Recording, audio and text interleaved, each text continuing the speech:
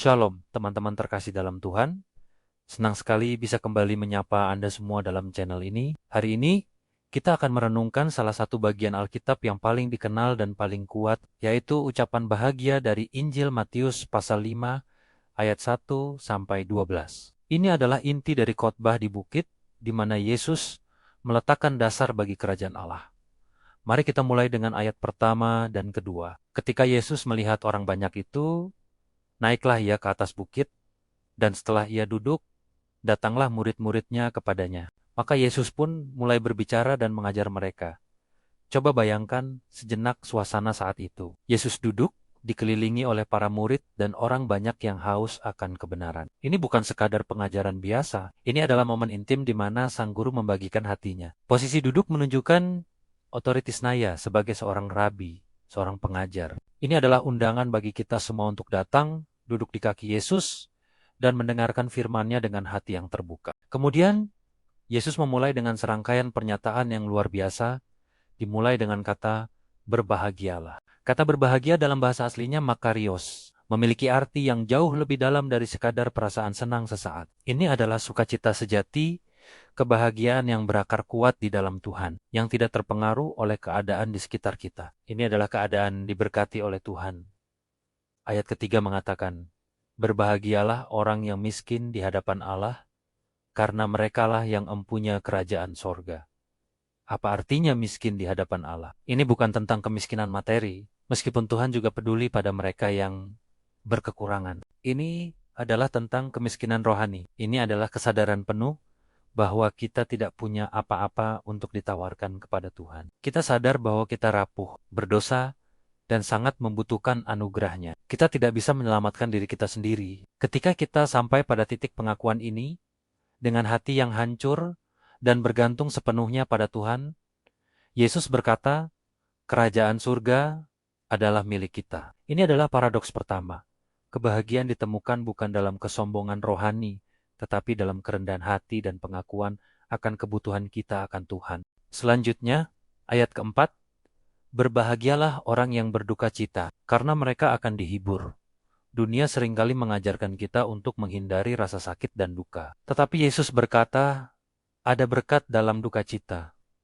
Ini bukan sembarang duka cita. Ini adalah duka cita atas dosa-dosa kita, duka cita atas kehancuran yang disebabkan oleh dosa di dunia ini. Ketika kita merasakan kesedihan yang mendalam atas hal-hal yang menyedihkan hati Tuhan, kita membuka diri untuk menerima penghiburan sejati yang hanya datang dari Roh Kudus.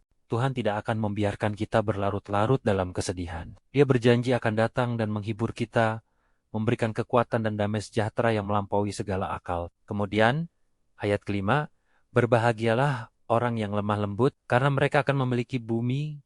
Dalam dunia menghargai kekuasaan, kekuatan, dan agresi, Yesus justru memuji kelemah lembutan. Orang yang lemah lembut bukanlah orang yang lemah atau pengecut. Sebaliknya, mereka adalah orang yang memiliki kekuatan tetapi memilih untuk mengendalikannya di bawah kuasa Tuhan. Mereka tidak membalas kejahatan dengan kejahatan, tidak mudah marah, dan bersedia tunduk pada kehendak Allah.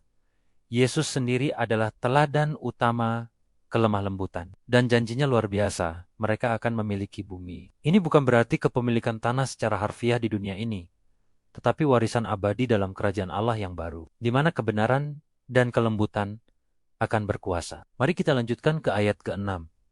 Berbahagialah orang yang lapar dan haus akan kebenaran, karena mereka akan dipuaskan. Apakah Anda pernah merasakan lapar atau haus yang luar biasa, rasa rindu yang mendalam? Yesus menggunakan gambaran yang sangat kuat ini untuk menggambarkan kerinduan akan kebenaran. Bukan hanya kebenaran intelektual, tetapi kebenaran Allah, kehendaknya, dan karakternya. Ketika kita memiliki hasrat yang membara untuk hidup benar di hadapan Tuhan, untuk melihat keadilan-Nya ditegakkan, Yesus berjanji kita akan dipuaskan. Kepuasan ini tidak ditemukan dalam hal-hal duniawi, tetapi dalam persekutuan yang lebih dalam dengan Kristus, Sang Roti hidup dan sumber air kehidupan. Ayat ke-7 berbunyi, berbahagialah orang yang murah hatinya, karena mereka akan beroleh kemurahan. Murah hati atau berbelas kasihan berarti menunjukkan kebaikan dan pengampunan kepada orang lain, terutama kepada mereka yang mungkin tidak pantas menerimanya. Ini adalah cerminan dari karakter Bapa kita di surga, yang telah menunjukkan belas kasihan yang tak terbatas kepada kita melalui Yesus Kristus. Saat kita membagikan kemurahan yang telah kita terima, kita sendiri akan terus-menerus menerima kemurahan dari Tuhan. Ini adalah siklus ilahi. Kita diampuni, maka kita mengampuni. Kita dikasihi, maka kita mengasihi. Berikutnya ayat ke-8, salah satu yang paling menantang, berbahagialah orang yang suci hatinya, karena mereka akan melihat Allah. Kesucian hati berarti memiliki motivasi yang murni, hati yang tidak terbagi, yang sepenuhnya terarah kepada Tuhan. Ini bukan berarti kita sempurna tanpa dosa, tetapi berarti kita terus-menerus mengejar kekudusan, membersihkan hati kita dari niat jahat, iri hati, dan keserakahan. Ini adalah perjuangan seumur hidup yang dimungkinkan oleh karya Roh Kudus. Janjinya sungguh luar biasa. Kita akan melihat Allah. Ini bukan hanya melihatnya di surga kelak, tetapi juga mengalami kehadirannya, mengenali karenanya, dan memahami kehendaknya dengan lebih jelas di sini dan saat ini. Kemudian ayat ke-9, berbahagialah orang yang membawa damai, karena mereka akan disebut anak-anak Allah. Pembawa damai atau peacemaker lebih dari sekadar orang yang cinta damai atau menghindari konflik. Mereka adalah agen rekonsiliasi yang aktif. Mereka bekerja untuk memulihkan hubungan yang rusak, baik antara manusia dengan manusia, maupun antara manusia dengan Tuhan.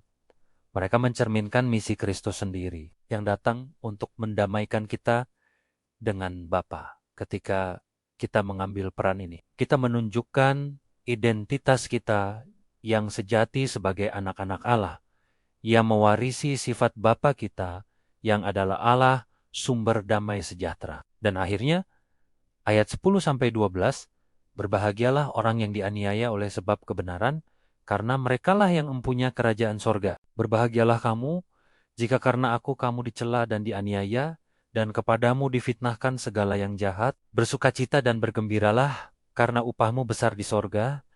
Ini adalah ucapan bahagia yang paling mengejutkan. Bagaimana mungkin penderitaan dan penganiayaan bisa menjadi sumber kebahagiaan? Yesus menegaskan bahwa jika kita hidup bagi kebenaran dan bagi Dia, dunia mungkin akan membenci kita. Kita mungkin akan dicela, difitnah, dan dianiaya. Namun justru dalam penderitaan inilah kita menemukan solidaritas terdalam dengan Kristus. Ini adalah tanda bahwa kita benar-benar miliknya. Dan Yesus tidak hanya mengatakan untuk bertahan, Dia memerintahkan kita untuk bersukacita dan bergembira. Mengapa? Karena penderitaan kita di dunia ini tidak sebanding dengan kemuliaan dan upah yang menanti kita di surga. Jadi, teman-teman, ucapan bahagia ini bukanlah sekadar daftar aturan. Ini adalah potret karakter seorang pengikut Kristus. Ini adalah deskripsi tentang bagaimana kehidupan di dalam kerajaan Allah terlihat. Ini adalah nilai-nilai yang terbalik dari nilai-nilai dunia. Dunia mengatakan, berbahagialah yang kaya, yang berkuasa, yang populer, yang selalu senang. Yesus berkata, berbahagialah yang miskin rohani, yang berduka, yang lemah lembut, yang lapar akan kebenaran, yang murah hati, yang suci hatinya, yang membawa damai, dan bahkan yang dianiaya. Ini adalah undangan bagi kita untuk memeriksa hati kita, apakah kita sedang mengejar kebahagiaan versi dunia atau kebahagiaan sejati yang ditawarkan oleh Yesus. Jalan kerajaan Allah memang tidak mudah. Jalan ini menuntut kerendahan hati,